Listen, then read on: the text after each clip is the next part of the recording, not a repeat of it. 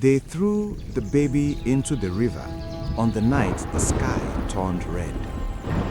She should have drowned. The river should have taken her down into its dark belly and kept her there. That was what the Igwe ordered. That was what the elders agreed. But the river had its own mind that night, and it did not agree with any of them. It started with the sky.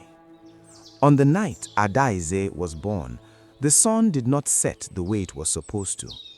It hung low and red over the village of Ụmụ-Mmiri like a wound that refused to close. The people of Ụmụ-Mmiri had a name for this kind of sunset. They called it Anyanwụ Oji, the dark sun, and every elder in the village knew what it meant. It meant something had entered the world that did not belong. It meant trouble was coming wrapped in skin. Old Mama Ngozi, who had been a midwife for 40 years and never once ran from a birthing room, walked out of the hut that night and did not go back in. She stood outside with her wrapper pressed to her mouth, and she said nothing. She did not need to. The look on her face said everything.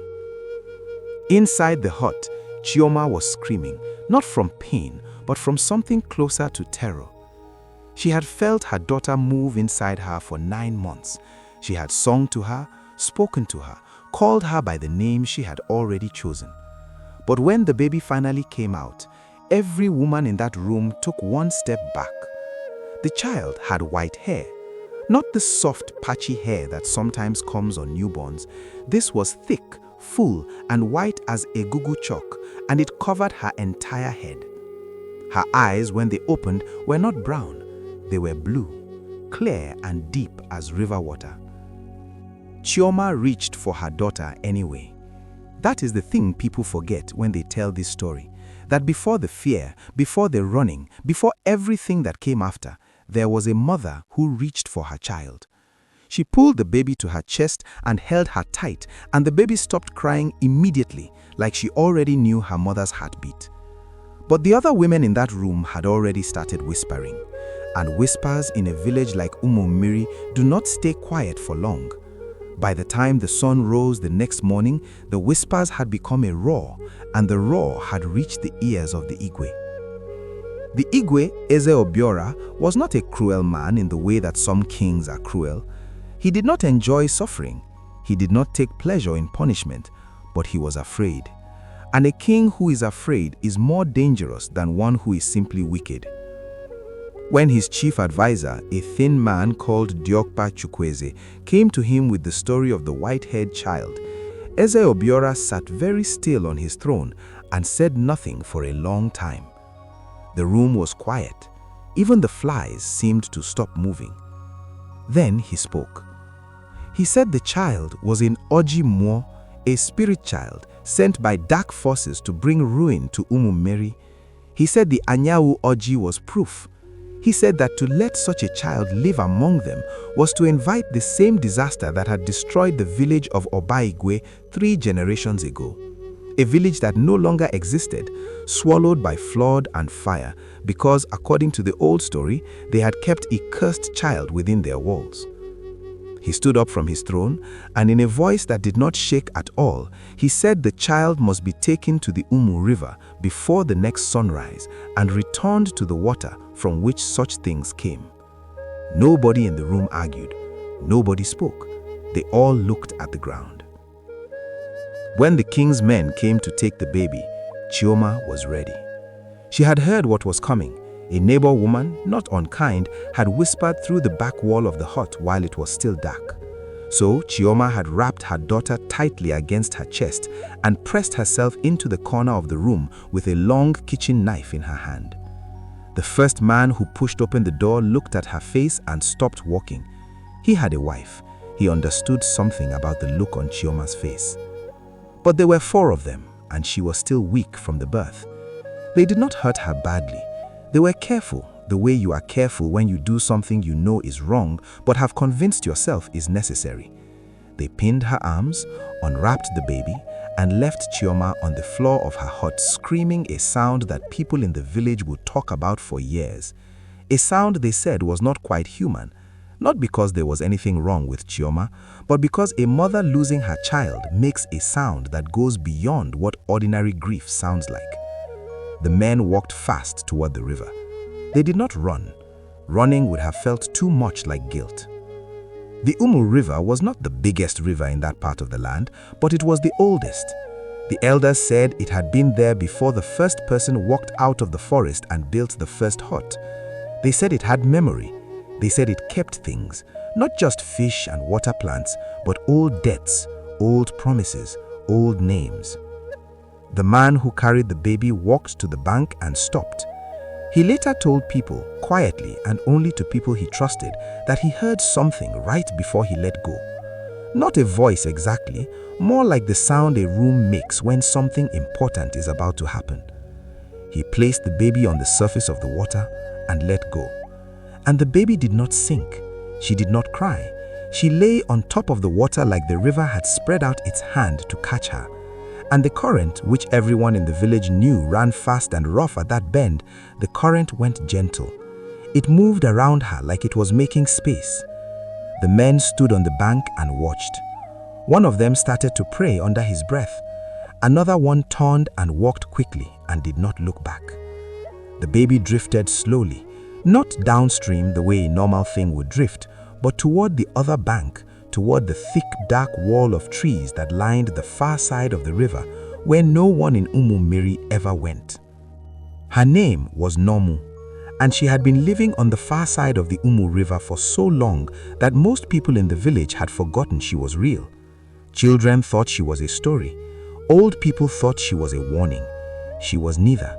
She was a woman, old, sharp-eyed, and extremely tired of people assuming things about her. She had left the village of Ụmụ-Mmiri 20 years earlier after her own trouble with the Igwe of that time, a different king with the same habit of deciding that things he did not understand were dangerous. She had built herself a life on the far bank, a small compound, a garden, a fire that never went out. She was washing her pots by the river that morning when she saw the baby. She saw it come across the water, calm as a leaf, and she stood up very slowly, the way you do when you are not sure if what you are seeing is real. She waded in up to her knees and picked the child out of the water. The baby opened her blue eyes and looked directly at Nnọmụ's face, not the way babies normally look at things, unfocused and searching, but directly, like she recognized her. Nnọmụ looked back at the child's white hair, her blue river eyes, and she felt something shift in her chest. She had not planned to take care of anyone. She had not planned a lot of things that ended up happening to her. She carried the baby back to her compound, wrapped her in dry cloth, and started a pot of something warm. She named her Anyi-Mmiri, daughter of water. Anyi-Mmiri grew up knowing two things very clearly. The first was that the river was her friend, not in the way children say things are their friends, but genuinely, practically. When she was 4, she fell in during a bad current and came up laughing. When she was 7, she could hold her breath longer than Nnọmụ could count.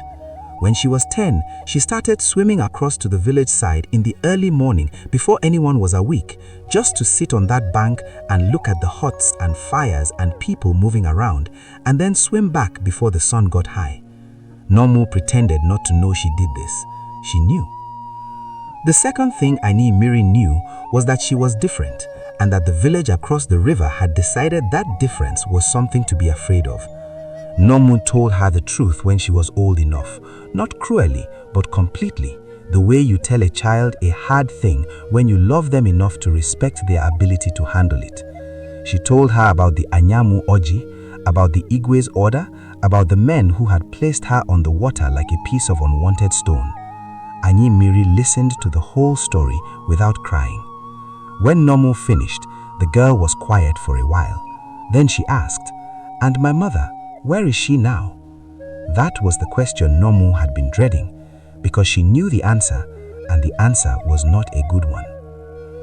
Chioma had not died. That was the first thing. She had not died, though for a long time after they took the baby, people who knew her said it looked like she was trying to. She stopped eating properly. She stopped speaking much. She went to the river every single day and sat at the bank for hours staring at the water. The village mostly left her alone. There was guilt in their avoiding her. They knew what had been done was not right, even the ones who had convinced themselves it was necessary. But Chioma was not broken in the way they thought. She was waiting. She had seen the river take her daughter softly. One of the king's men had come back that night, unable to sleep, and told her in a low voice what he had seen at the bank. He thought it would comfort her. It had done more than that. It had given her a rope to hold on to.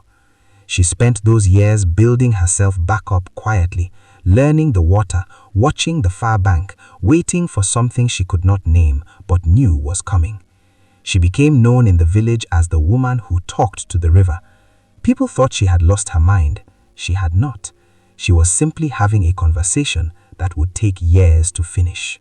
14 years after Anyi-Mmiri was thrown into the river, a drought came to Ụmụ-Mmiri that was unlike anything the living generation had ever seen. The rains stopped. The crops dried in the ground. The river, the Ụmụ River, the old one with memory, began to drop. Every morning, the people woke up and the water was lower than the day before. First, the rocks appeared, then the muddy shelves along the bank, then parts of the riverbed itself, cracked and pale, that no living person had ever seen dry. The Igwe called the Dibia. The Dibia made his consultations.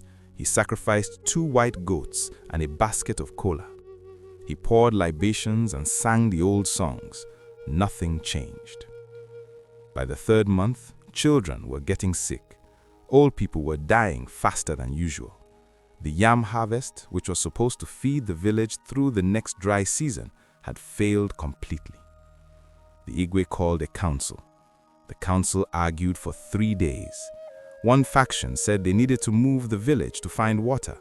Another said they needed more sacrifices. Diokba Chukwueze, the thin advisor who had first brought him the news of the cursed child 14 years ago, said something that silenced the room.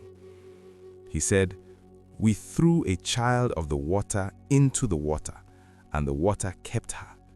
What do you think this dry river is trying to tell us?" The Igwe looked at him for a long time. Nobody else spoke. Across the water, Anyi-Mmiri was watching the river fall with different eyes. She felt it the way you feel a sickness in someone you love, not in your body, but somewhere behind your chest. Nnọmụ, who was very old now and moved slowly, watched the girl pace the bank every morning and said nothing for a long time. Then, one evening, she called Anyi-Mmiri inside and sat her down and said, "The river is calling you, not me, you, and you have been hearing it and pretending you have not." Anyi-Mmiri did not argue. She asked what she was supposed to do. Nnọmụ said, "Cross back over. Go into the village that threw you away and help them anyway." Anyi-Mmiri sat with that for a long time. She was 14 years old. She had white hair that had never darkened and blue eyes that people had been afraid of her whole life, even here on the far bank, where travelers sometimes passed through and saw her and quickly looked away. She thought about what it would mean to walk into Ụmụ-Mmiri, to walk into the place that decided before she could speak or sit up or do anything at all that she was a curse. She thought about her mother. That was the thing that got her. Not the drought, not the dying river, not even what Nnọmụ said. It was the thought of her mother sitting at the bank of a falling river, still waiting. She said, "All right, I will go." She crossed the river at dawn. She came in from the riverside, which meant the first people who saw her were the women who came in the early morning to get what little water was left. When they saw her come out of the river, walking out of it, water streaming from her clothes, white hair loose around her face, and blue eyes as calm as still water, 2 of them ran. A 3rd one stood and stared with her water pot clutched to her chest. Anyi-Mmiri stopped in front of her and said, "I am not here to cause harm. I am looking for a woman named Chioma." The woman with the pot blinked. Then she pointed down the main village road without saying a word. What happened next spread through the village faster than anything. People came out of their huts. Children ran alongside her at a distance, too curious to stay away and too nervous to come close. Men blocked the road ahead of her, not attacking, just standing in that way that means you go no further without explanation. Anyi-Mmiri stopped and looked at them without fear. Her eyes were level and her hands were open at her sides. She said, in a voice that did not shake, "The river sent me. I know why it is dying. I can help you fix it. But first, I want to see my mother." The road went completely silent. Then a voice came from behind the group of men, thin, worn, but still strong, and said, "Let her through." Chioma had heard the commotion and had not needed anyone to explain it. She had known this moment was coming, the way you know a rain is coming before you can see the clouds. Something in the air, something in the quality of the light. She pushed through the men in the road and stopped in front of Anyi-Mmiri, and for a moment, neither of them moved. The girl looked like no one else in Ụmụ-Mmiri. She looked like no one anywhere. But Chioma saw her own jaw in the girl's face, her own straight back, her own way of standing that said, "I am not afraid of you." She grabs her daughter and held on so tight that the people watching felt the weight of 14 years in that one grip. Anyi-Mmiri held her back. Later, she said she had not expected to cry. She had prepared herself for a lot of things, but not that. Not what it felt like to finally be held by the right person after being told in every small and large way that she was the wrong kind of person to exist. They stayed like that for longer than was comfortable for the crowd watching. Nobody interrupted them. Even the men who had blocked the road looked away to give them something like privacy. When they finally separated, Chioma looked at her daughter's face. White hair, blue eyes, river water still dripping from her clothes, and she said, "You look exactly like the river." And Anyi-Mmiri said, "I know, that is why I can help it." The meeting with the Igwe was not peaceful, but it was honest. Eze Biora had aged badly in the years of his fear. He was older than his years, and the drought had carved new lines into his face. He sat in his court and looked at the white-haired girl standing before him and did not pretend he did not know who she was. He was a man who had done a thing he could not undo, and he had been living with that weight. When Anyi-Mmiri walked in and stood before him without bowing, his guards shifted. He raised one hand and they were still. She spoke plainly. She said, "I am not here to revenge. I am also not here to pretend that what you did was acceptable, because it was not, and we both know it. I am here because the river that saved my life is dying, and if it dies, you all die with it, and I do not want that." She told him what Nnọmụ had taught her over 14 years about the river. How it had a source deep in the forest, beyond the eastern ridgeline, a spring that fed everything downstream. She said the spring had been blocked, not by any curse, not by any spirit, by a rockfall 3 seasons ago, the kind of thing that happens when the hill above a spring is cut away for farmland, which was exactly what one of the Igwe's farming chiefs had done to expand his plots. The Igwe sat back and closed his eyes. One of his chiefs started to speak. Eze Biora said, "Be quiet." Then he said to Anyi-Mmiri, "What do we need to do?" What followed were 3 of the hardest days that Ụmụ-Mmiri had known in a generation.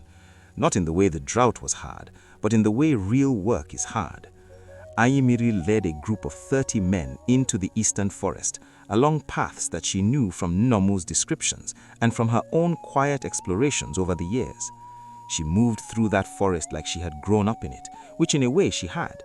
Not this exact forest, but the wild, patient, ungoverned world on the far side of the river, which had taught her to read trees and water and soil in a way that no one raised inside the village had been taught.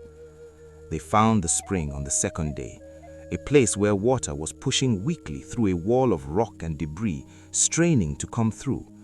You could hear it before you could see it, that underground pressure wanting to move. The men worked with everything they had, digging, lifting, breaking rock with iron and with bare hands when the iron was not enough. Anyi-Mmiri worked alongside them. She did not direct from a distance. She was in the mud with them, her white hair tied back and her blue eyes sharp, and she kept them moving when they wanted to stop. On the third afternoon, a young man named Emeka hit one final stone with his iron bar, and the wall gave, and the water came through in a rush that knocked 2 men off their feet and soaked everyone within 10 meters. They heard it go. They heard it moving through the underground passage toward the source of the Ụmụ River, and then they stood in the mud and the cold forest water, and they made a sound that Anyi-Mmiri had never heard before. 30 grown men laughing and crying at the same time. 2 days later, the Ụmụ River began to rise, slowly at first, just a thin creep of water coming back up the cracked bed, filling the cracks, covering the pale, dry mud. Then faster. By the 4th day, the river was back to its normal depth, running clear and cold, and the village of Ụmụ-Mmiri came to the bank and watched it return the way people watch something come back from the dead. Exile came too, without his guards, without ceremony. He stood at the bank in ordinary clothes and watched the water rise. Then he turned and found Anyi-Mmiri standing nearby with Chioma beside her. He looked at the blow for a long time. Then he said, in front of everyone, "I ordered your death the night you were born. I was wrong. I was afraid, and I let my fear make a decision that I had no right to make. I cannot give you back the 14 years, but I can tell you in front of my people that Ụmụ-Mmiri owes you a debt it cannot fully repay." There was no applause. It was not that kind of moment. The river just kept rising, steady and patient, the way it had always been. Anyi-Mmiri did not move back into the village right away. She went back across the river first, back to Nnọmụ, who was sitting by her fire like she always was, and she told her everything. Nnọmụ listened without interrupting and then said, "Good." That was all she said, just good. Anyi-Mmiri spent 3 more months on the far bank, taking care of the old woman who had pulled her out of the water and given her a name and a life. When Nnọmụ died, it was quiet and in her sleep, and Anyi-Mmiri buried her on the bank of the river they both loved. Then she crossed back over. Her mother was waiting at the bank, as she always was. The river was full and running strong, and the village of Ụmụ-Mmiri, which had once tried to give her to the water, was finally ready to receive the daughter the river had chosen to keep. Thanks for watching this amazing story. Hope you enjoyed it. Please do well to subscribe to this channel. We share new African tales every week, and when you support us, it helps us continue sharing these real human experiences.